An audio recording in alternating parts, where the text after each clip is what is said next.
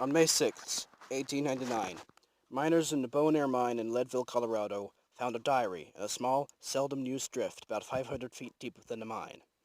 The diary was turned over to police, since it had been linked with the disappearance of a 28-year-old pumpman working in the mine, Ashland Parr, who had been missing since March 9th, the same date as a cave-in that had occurred in the mine.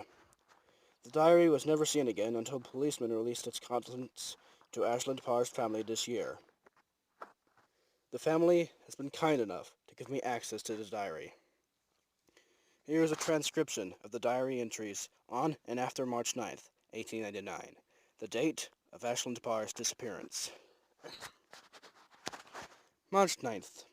Damned rocks caved us in today. Chas, Bert and I were lucky to be in this drift, and not in a shaft like poor Ship was. Ship was creaming something when the rocks came down on him. I think he hurt his leg, but I think he'll be alright because he was able to get out of the mines. Bert found a steam pipe and began rapping on it to try to get in touch with any rescuers. Fortunately, we found a few, and they're able to send supplies down to us, such as food. I think we'll be fine down here. They wrote to us that we should be rescued by tomorrow.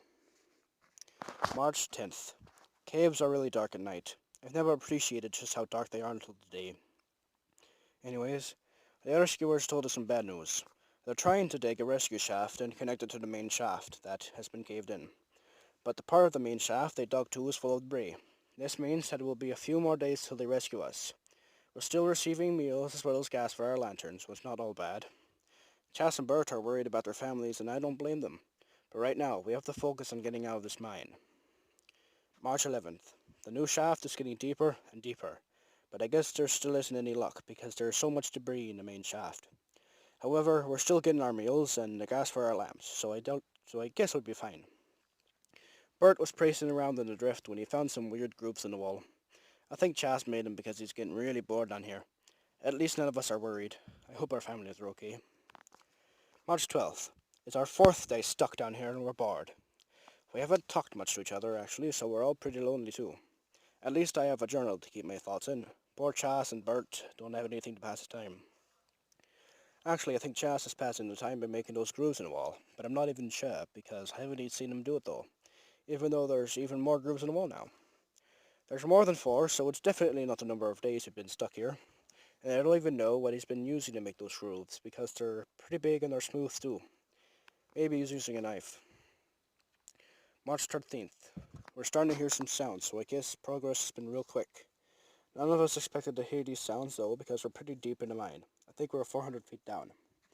I got really scared when the sounds started, because I could have sworn the sounds were coming from below us. Bert and Chas told me that I was just being silly, that it was all in my head. Shoot, I don't even know. We haven't heard any word from men above besides our meals. I hope we get out of here soon. We're all really lonely and it's rather dark down here.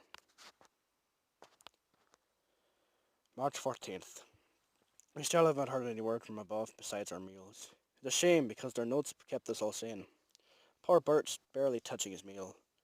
Chas is forcing him to eat some food. We really don't need Bert to die because honestly, this drift is really beginning to smell bad. I think it's from all the human sweat and piss that's been here since day one, but there's a burning smell too. Bert thinks it's from our feces. More grooves are appearing on the walls. Chas really has to stop this because honestly, it's freaking me out. March 15th.